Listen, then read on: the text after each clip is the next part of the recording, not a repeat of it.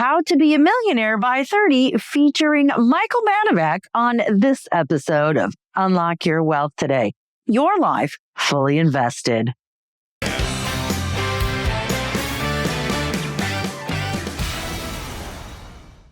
Welcome to Unlock Your Wealth Today. Your life fully invested.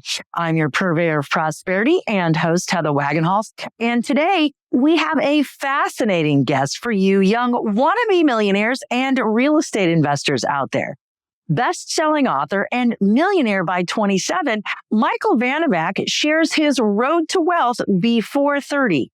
And we will get details on his personal real estate investing journey. Michael, welcome to Unlock Your Wealth TV. Great to be here. Thanks for having me, Heather. So your real estate career just seems to be exploding these days with all of the great home projects you have going on and all of the great social media advice that you're giving. I love real estate because it's a tangible asset. Tell us why you are so involved in real estate as an investment tool.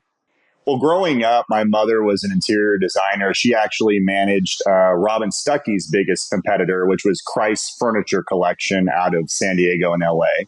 And I learned a lot about interiors from her. My dad's been in the real estate industry since 1968, so he got me in at a young age. And more importantly, I learned quickly. I got my license the day I turned 18, literally the day I turned 18. And I learned quickly that it is the best wealth tool to actually safely grow your wealth over a long period of time. And that's why I got into real estate, because I love it for a couple of reasons. One, it is really the only asset class where you can put $1 in and leverage it safely into $5. Two, you create reoccurring revenue when you rent the property. Three, you can depreciate the property, so that revenue actually is more in your pocket and less to the IRS. And thirdly, you actually grow with appreciation. So that's why I love real estate so much. For me, I like it because it's also a tangible asset. At the end of the day, it doesn't matter what the market is doing. If you have a property that's cash flowing, you've got money coming in. So the value is a subjective thing if you've got active renters paying you each month. Absolutely. And the quickest way to wealth is to create that passive. I say that term loosely because being a landlord isn't passive, but it is passive income in the fact that you're not trading the amount of dollars you're receiving with the amount of time you're outputting. So I love that. And that really is what set me free and made me a millionaire at 27 years old. It's a phenomenal story. So what was the first project or real estate transaction you worked on? Tell us about that. Well, we did 168 fix and flips from 2011 to about 2015. So in that 4-year time span, we were averaging a little over 8 a month. There was a lot of turn and burn. And looking back, I wish we would have kept more of them, but we couldn't because at that time we didn't have a lot of money. But we learned a lot about pivoting. We learned a lot about long-term wealth creation. And what we did is we went into real estate development. In 2014, we started building houses. My dad, like I said, has been in the industry since 1968.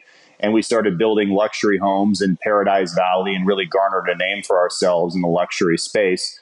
And then we also started accumulating rental properties and started building subdivisions. We did an 8-home subdivision a couple of years back. And we also started building fourplexes and multiplex units that we house in our own portfolio for rental income. So it's really interesting in garnering a luxury base, but also giving the end user a good experience. And when I say that, our goal is to create a beautiful, architecturally significant home. You know, our homes have been in CNBC, Bloomberg, Modern Luxury, Scottsdale, Lux. The list is endless. But we want to give equity the day our people move in, right? So if a homeowner comes to us and says, we want you to build a house for us, we want to make sure that they have equity built in the game. So we teach them the wealth creation strategy while we are building them their home, which is, I think, really exciting. And then when we do stuff on our own account, we give them a great value proposition to the end user. So we educate the end user on why luxury is a great place to place your money over the long term, and why in Phoenix and specific areas of Paradise Valley, Central Corridor, Camelback Corridor, Scottsdale, is a great wealth safety as well as great wealth creation tool in those areas. Let's back up a hair and talk about the fix and flips. What price range were you working in the fix and flips? Well, at that time, if you remember Arizona history, our prices had a 60% rescission from the top of 2007, 2008. And so we were buying homes at the courthouse steps for 60 cents on the dollar, and we were putting cosmetic things in those homes, countertops, flooring, didn't do anything structural for the most part. And we were getting in there and within 90 days, putting them back on the market and hopefully garnering a return. And it was funny because we actually had a national article that we were mentioned in by Fortune magazine, I think in 2015. And the title of it was How You Can Lose Money Flipping Houses. And what they loved basically is they said, you know, in order to make money being a house flipper, you don't have to kill it on every time. Because I showed them our metrics. We actually lost money on a few, broke even on a few, and won on many. And looking at those numbers, we actually did quite well over that 4-year time span, because as the Fed lowered interest rates, right, we had a huge correction in that upward trajectory from 2011 to 2015, and we did quite well in that time frame. We had a lot of challenges. I remember doing we used to call them lipstick rehabs. We'd do carpet tile and we'd be in and out, get rid of those properties as fast as we could. The problem is you get spanked with capital gains, and, you know, with your short-term holds, you have some other challenges. So what was the best thing that you learned from doing the fix and flips? Oh, that's a great question. So what I did learn quickly is I learned I needed to buy and hold real estate in the long term. So at 22, I actually bought my first house. I was scared to death. I remember the numbers like it was yesterday. I bought it for $257,000. I put $8,000 down because I got my 3% back on the buy side of the commission. And I didn't even know how I was going to make the payment. You know, I only had 1 year of W-2 income. My other year was college graduate, so I had my diploma. And I just knew that if I could rent it for equal or more than my mortgage, I'd be safe. So about 8 or 9 months later, I rented it, a couple $100 more than my mortgage. That started to grow, right? So the thing that I love to tell people that are afraid to invest in real estate is look at over a 10-year time horizon, right? So I bought that house about 11 years, 12 years ago now. And it was 2011 when I bought my first house, I believe. Now, when you look at it, that house was $257,000. Today, that same house is worth nearly $600,000, right? It's paid off free and clear. And that initial $1,700 a month has grown to a little over $3,000 a month in income. So that $8,000 investment over 11 to 12-year time span, when you really look at it, not only had 2x on the value of the home, but 8,000 turned into over 500,000 in equity, plus $36,000 a year in income is an astronomically great investment. And that's what I love to teach people is over the long term, if you buy and hold and pay them off, rents usually double every 10 years in populous growing areas. And so as your cash flows start to grow, right, they're paying your mortgage, and that tailspin of income and net worth growth actually starts to grow as the timeline goes out. It's a lovely thing. I really enjoy that aspect of real estate. If you're willing to take the risk and assume the mortgage, other people will build your wealth. And how wonderful is that by being able to provide a quality roof over someone's head? In exchange for that, they make you rich. It's the greatest thing you could ever possibly do. And if that tenant doesn't work out, guess what? There'll be another one right around the corner. Real fast, what I always say is you can't earn your way to millionaire status. You invest your way to millionaire status, because earned income is taxed so heavily unless you're a high earner, which few people are in the United States. But you can grow your wealth rather safely with real estate as an investment vehicle. And that's why I love it. Yes, it's strategic. And again, my favorite part about it is it's a tangible asset. At the end of the day, you have something that you can go touch And that's what I like. Those are my favorite investments, are the ones like that you can touch and take back. So if I can touch it and feel it or experience it and take it back, those are the best ones because you mitigate the risk the more you have that ability to touch it. And I love that you can't earn your way to wealth, but you can invest your way to wealth. So that's really beautiful. So as a real estate investor, was it a natural transition? How did you go from just doing fix and flips to changing and adding real estate development to your portfolio? Well, it's kind of the adapt or die syndrome, right? In 2014 to 2015, the courthouse steps were getting fewer and fewer. Less people were in financial straits as they were several years before. So you have to adapt and you have to pivot. And so we thought the best way to do that is to actually create our own product. So if we can control the land, we can control the cost, we can control the end user, then we're going to make money doing that. And so we did. So our returns in home building, the timeline is far more extended. There's far more risk home building. But at the same time, if you know what you're doing and you stick to what you know and it's paid off for you in the past, 9 times out of 10, you're going to be pretty good at the end of the game. You've done some amazing luxury properties, and I'm watching another one go up as we speak. When you go to begin that process, a lot of people say, oh, I want to go do luxury because it's big margins and I'm going to be able to do this and that. And then they don't realize that while the return is great, so is the investment, because your finishes cost more per square foot. Your zoning and all of your requirements for building go up as you have to increase the quality of your materials and the quality of your craftsmanship. So when someone says like, oh, I want to transition into that, maybe I'm just getting tired of swinging a hammer and doing my own fix and flips, because I used to be really active and I used to swing the hammer back in the day.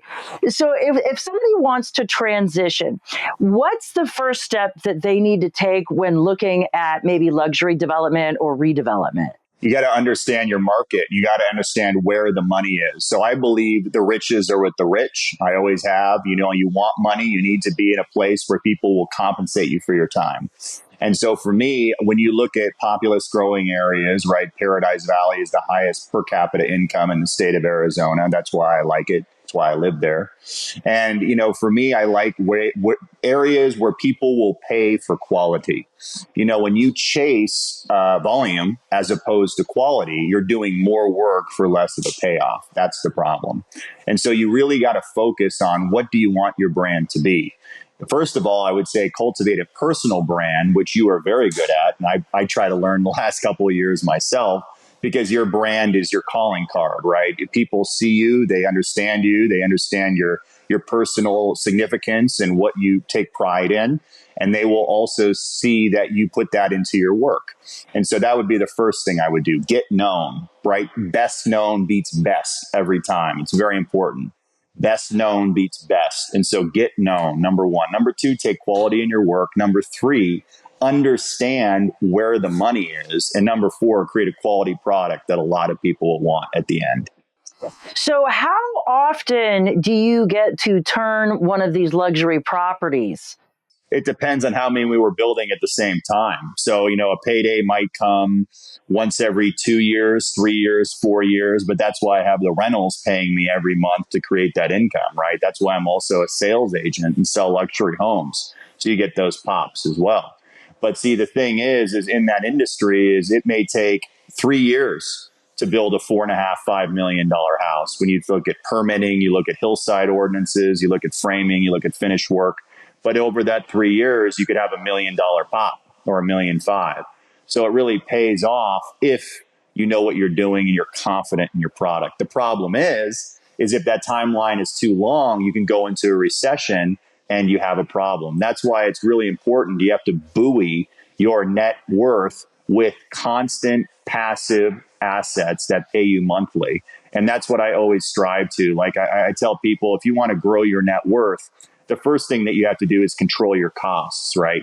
We all want to make more money. We want to grow our money, but you can't live like a multimillionaire until you actually have the passive income to pay for those things. You need to live under your means and plow all of your money into down payments and hard assets or reoccurring monthly income investments.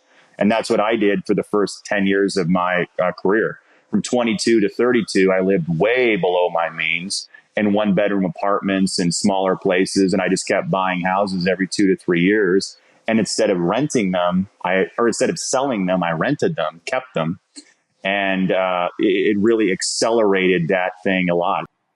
I think that that's a really strong point to focus on, because especially how you've diversified your income, you have your needs met with your cash flow, and then you have your big projects that can create these windfalls in a strategic fashion.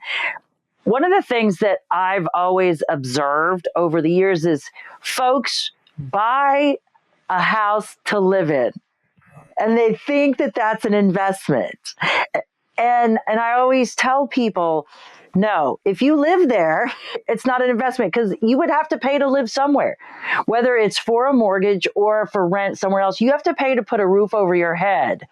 So if you're borrowing money and that's where your investment is, and you're not generating cash flow because, let's face it, chores from your kids, that's not paying No. the mortgage. You still have to actively work. Right? So even in the best of scenarios, like your Airbnb out like a couple of your bedrooms, unless you're actually renting that property and creating cash flow from it, it's not an investment. And if you have to take and sell that asset in order to gather any type of momentum wealth-wise, you're still stuck because you still have to live somewhere. So now you got to move and live somewhere else. And I love the fact that you lived beneath your means. You stayed in very small housing, rented, and understood that at a young age, that I need my money to be working for me. And if it's not cash flowing, it's not working for me. So I love that you were able to think in those terms. So let's tell us about the one project. I think you got windows going in this week or something. Tell us what your latest and greatest is. Well, one of the bigger ones that we're building currently is off of Keim, Keim, which is a very renowned street, actually. It's a street that one of the rock stars locally lives on. I'm sure you know who that is. And other prominent billionaires and other illustrious people in the state, which is pretty cool. But it has direct views of Camelback Mountain, unobstructed. It's about 5,400 square feet. There's 4 bedrooms, actually 5 bedrooms, 5.5 baths in the main house with unparalleled views. And what we did and what took so long to create was it's hillside, but it's one story. There's no interior stairs in the entirety of the home. So we're bringing in a really influx of modern, of beautiful finish work, of amazing craftsmanship and unparalleled views. And that home will be listed for $8 million in the coming months. I'm looking forward to seeing it come on the market. And I'm a big fan of that ranch single level now, because climbing stairs is something I don't want to do much of the older I get. No one does. When you look at the market, actually, one stories sell for 10 to 15% more than 2 stories. Well, yeah, and your price per square foot stays higher too on the sale part of it, because it's cheaper to go up. So it kind of almost diminishes your square footage as far as price per square foot return wise. So that's one of the considerations. But I just don't want to climb stairs. I'm a big fan of the single level. I agree 100%. So we talked briefly a bit about the market and what's going on now. We're at the beginning of the year here in Arizona. And right now there's lots of folks that are coming here, all of the snowbirds with all of the activities between the car shows and the golf, and then spring training is around the corner. What's going on in our marketplace at the luxury level? Luxury properties, especially over the $5 million mark, are actually still going under contract, right? But the margin for error as you go up in price is like shooting a laser. It's very specific. So you really have to deliver on something exceptional. You can't just wing it. The properties that are staying on the market longer are usually older in nature. they're not aesthetically as pleasing, and they don't give a great value proposition to the end user. So if you want a premium, people want new, they want modern, they want a great view. They either want hillside or looking at Camelback Mountain, something to that effect. They want great architectural significance and design, and they want a value proposition. They want a wow factor, so you have to deliver that. What we're seeing in the markets with interest rates is interesting. Last year was a very tight market with high interest rate. The Federal Reserve obviously raising the Fed funds rate higher than it's been as quickly as possible in the last 10 or 20 years. And now they're starting hopefully to bring that down a little bit. And that what will that do is that will push prices up, hopefully in an upward momentum. That's what we're seeing, especially in the blue chip properties. And it will give and free up the ability for people to finance these properties as we move in maybe Q3, Q4 into the low 5% range, mid to high 5% range for a 30-year jumbo loan. That's kind of what we see coming up. Well, that's exciting news. If folks are interested in finding a property in your luxury specialty area, or perhaps they're ready to take that plunge and build their dream home and they want to do that with you, how do they get a hold of you? Best way to contact me is through our website, rmbluxury.com. You can see a lot of the houses that we've built in the past. You can go on Instagram at Michael Banovac, or you can email me at mbanovac@hotmail.com. Love to hear from you. Well, it's been great having this conversation, and I look forward to seeing you again at the next Cars and Coffee. I love it. For those of you without a pencil, never fear. Unlockyourwealth.com is here, where you can visit Michael's show page, get the links to all of his great resources, and so much more. I'm Heather Wagenhals for my guest, Michael Banovac. You've been watching Unlock Your Wealth today. Now go out and unlock your wealth today. Unlock Your Wealth TV is produced by Heather Wagenhals and the Unlock Your Wealth Foundation. Unlock Your Wealth TV and affiliated brands are copyrighted by Heather Wagenhals, all rights reserved. For more information about Keys to Riches financial philosophy or this week's free strategy, please visit unlockyourwealth.com.